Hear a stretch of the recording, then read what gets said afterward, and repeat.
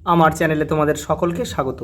আজ আমরা ক্লাস 8-এর রায় মার্টিন প্রশ্নবিচিত্রা থেকে তৃতীয় পর্যায়ক্রমিক মূল্যায়নের মধ্যশিক্ষা পর্ষদ প্রদত্ত নমুনা প্রশ্নপত্রটি সলভ করব।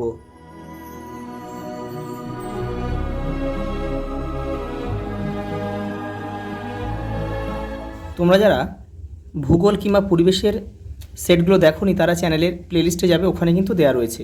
দেখো, প্রথম প্রশ্ন, কলকাতা ফোর্ট উইলিয়াম কলেজ প্রতিষ্ঠিত হয় 1800 খ্রিস্টাব্দে। অপশান এ আমাদের সঠিক উত্তর। পরেটা দেখো, 1812 খ্রিস্টাব্দে পাকাপাকিভাবে বিলুপ্ত হয় কি? দারোগা ব্যবস্থা। পরেটা দেখো, হিন্দু কলেজের সঙ্গে যুক্ত ছিলেন না।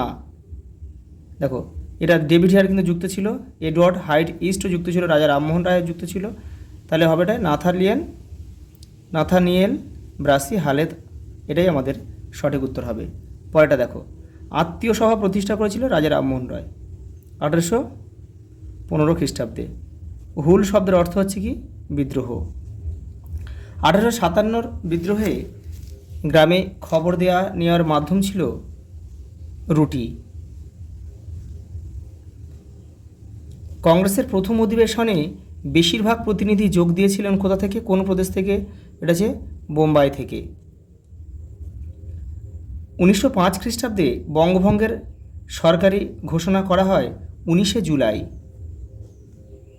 পরেরটা দেখো, গান্ধীর নেতৃত্বে হওয়া আন্দোলনগুলির কোন সময়ক্রমটি ঠিক? মানে পরপর লিখতে হবে, কোনটা আগে কোনটা পরে হয়েছিল সেটা আমাদের লিখতে হবে। দেখো, এখানে চম্পারণ, খেড়া, ভারত ছাড়ো, অহিংস, এটা হবে না। খেড়া, চম্পারণ, ভারত ছাড়ো, অহিংস, এটা হবে না। এটা দেখো, এই অপশান সিটা আমাদের হবে। আমি এখানে লিখে দিচ্ছি সালগুলো। দেখো, চম্পারণ হয়েছিল 1917, খেড়াও কিন্তু 1917, অহিংস অসহযোগ আন্দোলন হয়েছিল 1920, ভারত ছাড়ো 1942। পরেরটা দেখো, এদের মধ্যে কে 1930 খ্রিস্টাব্দে 8ই ডিসেম্বর রাইটার্স বিল্ডিং অভিযানের সঙ্গে যুক্ত ছিলেন না? দেখো, বিনয় বাদল, দেখো বিনয় ছিল, বিনয় বসু, রসময় সুর, দীনেশ গুপ্ত কিন্তু এরা যুক্ত ছিল। তাহলে সূর্য সেন কিন্তু যুক্ত ছিল না। তাহলে অপশান ডি আমাদের সঠিক উত্তর। পরেরটা দেখো, ফার্সির বদলে ইংরেজিকে সরকারি ভাষার স্বীকৃতি দেওয়া হয়েছিল কত খ্রিস্টাব্দে? 1837 খ্রিস্টাব্দে। অপশান বি আমাদের সঠিক উত্তর। পরেরটা দেখো, ইউনিয়নিস্ট পার্টির নেতা ছিলেন কে? স্যার সিকান্দার হায়াত খান। অপশান এ আমাদের সঠিক উত্তর। পরের প্রশ্ন দেখো, স্বাধীন ভারতের সংবিধানের মূল রূপকারকে? Doctor B.R.. আম্বেদকর।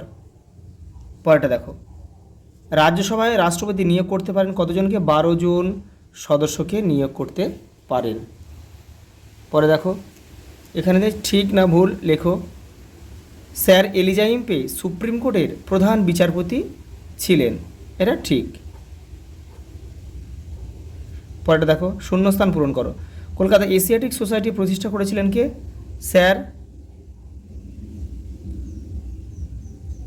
স্যার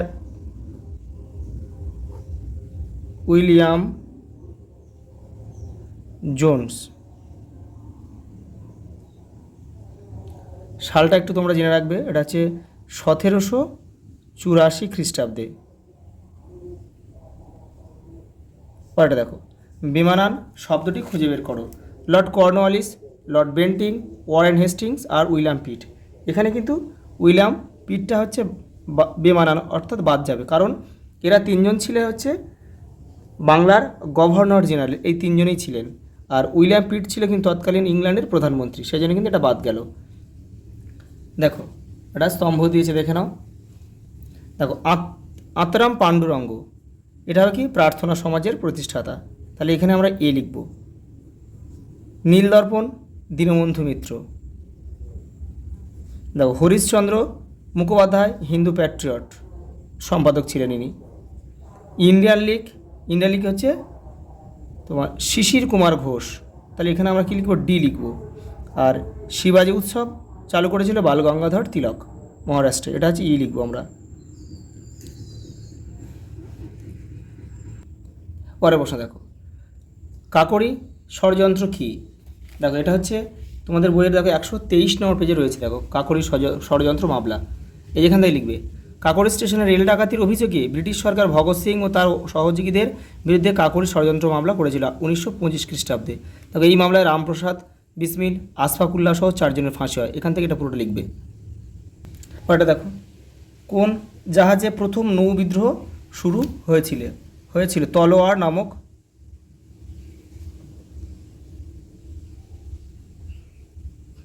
নামক জাহাজে।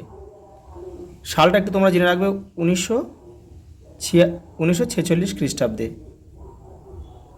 পরের প্রশ্ন দেখো, শূন্যস্থান পূরণ করো। স্বাধীন পাকিস্তান রাষ্ট্রের জন্ম হয়েছিল 1947 খ্রিস্টাব্দের 14ই আগস্ট। পরেরটা দেখো, ঠিক না ভুল আমাদের লিখতে হবে।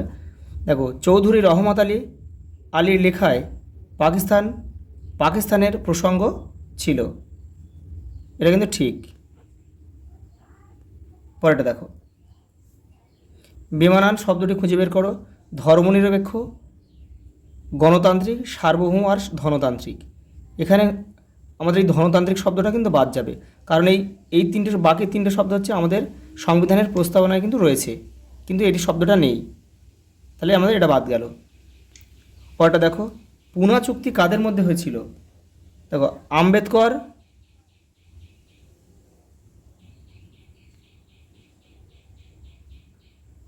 ও গান্ধীজির মধ্যে হয়েছিল।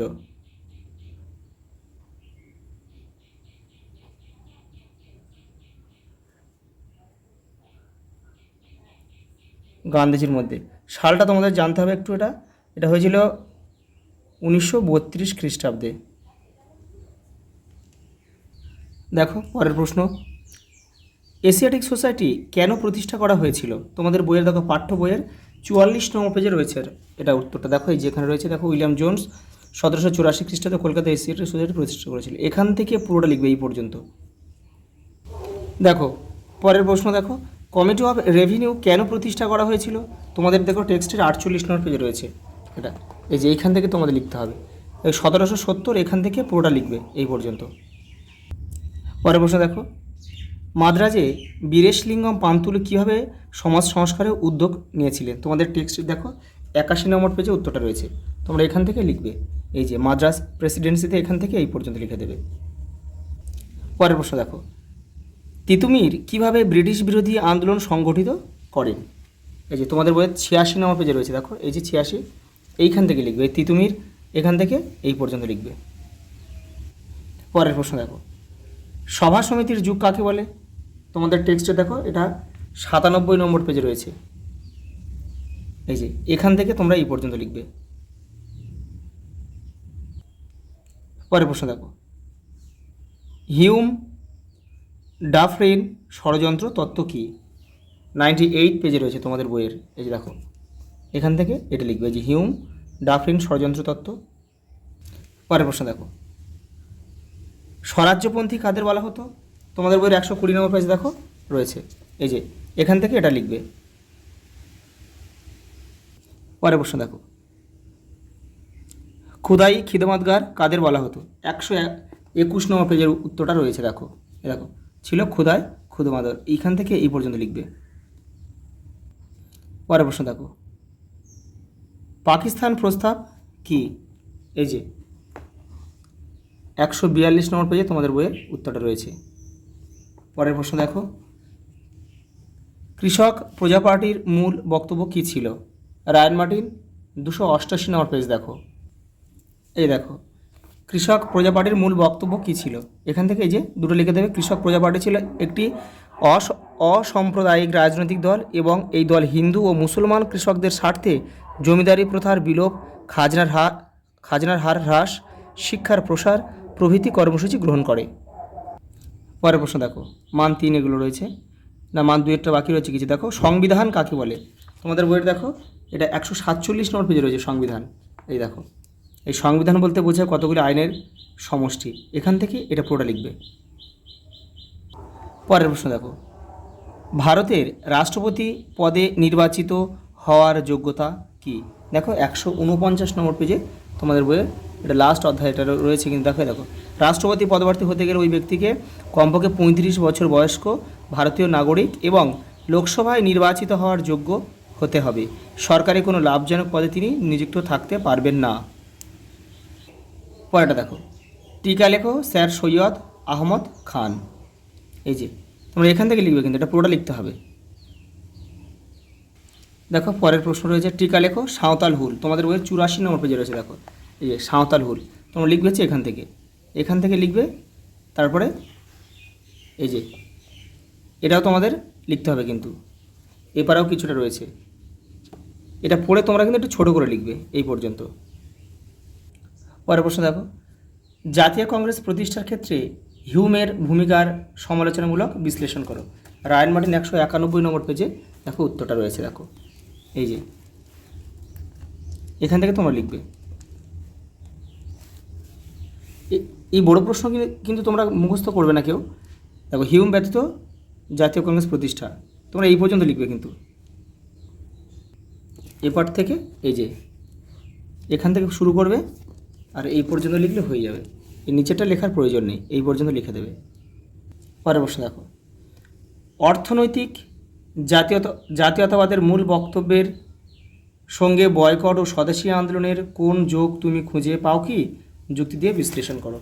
রায়ান মার্টিন 194 নম্বর পেজে রয়েছে। এর দেখো এই যে অর্থনৈতিক জাতীয়তার মূল কথা, এখান থেকে লিখলে হবে। এটা আর এটা লিখলেই হয়ে যাবে। এটা পড়ে নিয়ে তোমরা ছোট করে তোমাদের মতো করে লিখবে। পরের প্রশ্ন দেখো, সাইমন কমিশন বিরোধী আন্দোলন কীভাবে সংগঠিত হয়েছিল? তোমাদের বইয়ের 121 নম্বর পেজে রয়েছে। দেখো এখান থেকে তোমরা লিখবে, এই যে এখান থেকে এই পর্যন্ত লিখে দিলে হয়ে যাবে। পরের প্রশ্ন দেখো, আইন অমান্য আন্দোলনে জনগণের অংশগ্রহণের চরিত্র কেমন ছিল? দেখো 242 নম্বর রায়ান মার্টিনে রয়েছে। দেখো এই যে দেখো নিচের প্রশ্নটা রয়েছে, আইন অমান্য আন্দোলনে জনগণের অংশগ্রহণের চরিত্র কেমন ছিল? তোমরা এখান থেকে লিখবে, এখান থেকে এপারে রয়েছে এই যে এই পর্যন্ত লিখবে, এই পর্যন্ত।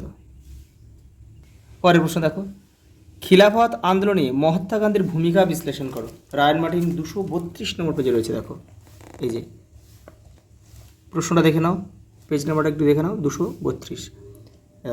এইখান থেকে তোমরা লিখবে খিলাফত আন্দোলনে গান্ধীজির ভূমিকা, এখান থেকে তোমরা এটা লিখবে। পরেরটা দেখো, তোমার কি মনে হয় ভারত ভাগ সত্যি অপরিহার্য ছিল? তোমার বক্তব্যের পক্ষে যুক্তি দাও। দেখো এটা 280 নম্বর পেজে রয়েছে। দেখো এটা এই যে তোমার কি মনে হয় ভারত বিভাগ সত্যি অপরিহার্য ছিল? তোমরা কিন্তু এটা লিখবে হচ্ছে এইখান থেকে লিখবে। এই দেখো ভারত বিভাজন কি অনিবার্য ছিল, এইখান থেকে তোমরা শুরু করো লেখাটা, এখান থেকে। এবার জিন্নার দায়িত্ব এপারে রয়েছে। দেখো এই জিন্নার দায়িত্ব এপারে রয়েছে, এপারে প্রচুর দুটো রয়েছে, এই যে এই পর্যন্ত। পরের প্রশ্ন দেখো, টিকা লেখো ভারতীয় সংবিধানের প্রস্তাবনা। 148 নম্বর পেজে রয়েছে তোমাদের বইয়ে। দেখো এখান থেকে এটা পুরো লিখবে। পরেরটা দেখো, টিকা লেখো সামাজিক উন্নয়নে সংবিধানের ভূমিকা। 154 নম্বর পেজে রয়েছে। দেখো তোমাদের বইয়ের এই দেখো সামাজিক উন্নয়নে সংবিধানের ভূমিকা, এটা কিন্তু পুরোটাই লিখতে হবে এই পর্যন্ত। এটা পড়ে নেবে, পড়ে নিয়ে তোমাদের মতো করে ছোট করে লিখবে। পরের প্রশ্ন দেখো, ঊনবিংশ শতকের সামাজিক সংস্কারগুলি উচ্চ বর্গের মধ্যে সীমাবদ্ধ ছিল, যুক্তিসহ মন্তব্যটি বিশ্লেষণ করো। রায়ান মার্টিন 149 নম্বর পেজে রয়েছে। দেখো এই দেখো এই যে এগুলো কিন্তু তোমরা কেউ মুখস্থ করবে না, পড়ে নিয়ে বুঝে নেবে, নিয়ে তোমাদের মতো করে লিখবে। তবে এপারেও রয়েছে এই পর্যন্ত। পরের প্রশ্ন দেখো,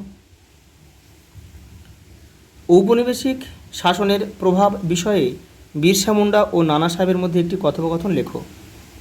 এই যে দেখো রায়ান মার্টিন 183 নম্বর পেজে রয়েছে, এই যে কথোপকথনটা রয়েছে।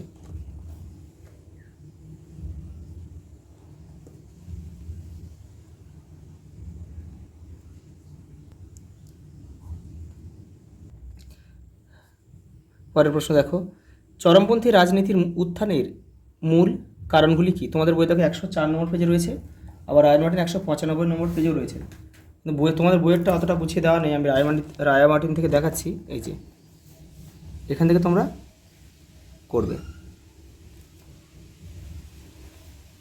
পয়েন্টগুলো তোমরা পড়ে ছোটো করে লিখবে, তোমাদের নিজের মতো করে ছোটো করে লিখবে, কেউ মুখস্থ করতে যাবে না।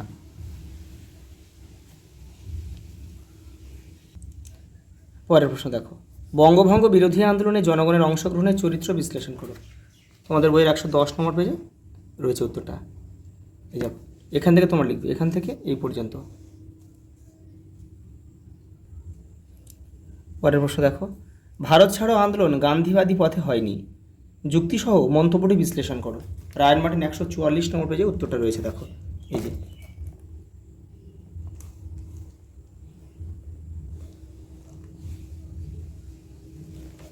এবারে একটু রয়েছে এই পর্যন্ত, তোমরা এটা পড়ে নিয়ে তোমাদের নিজেদের মতো করে লিখবে। লাস্ট প্রশ্ন দেখো, আজাদ হিন্দ ফৌজের একজন সৈনিক হিসেবে তোমার অভিযানের অভিজ্ঞতা জানিয়ে বন্ধুকে একটি চিঠি লেখো। রায় মার্টিন দেখো 271 নম্বর পেজে রয়েছে, দেখো এই যে। এখান থেকে এই যে রয়েছে আজাদ হিন্দ ক্যাম্প মণিপুর,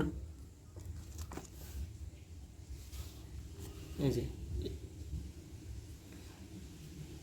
এই পর্যন্ত ইতি তোমাদের নামটা লিখে দেবে। আজ এই পর্যন্ত, দেখা হবে পরের ভিডিওতে।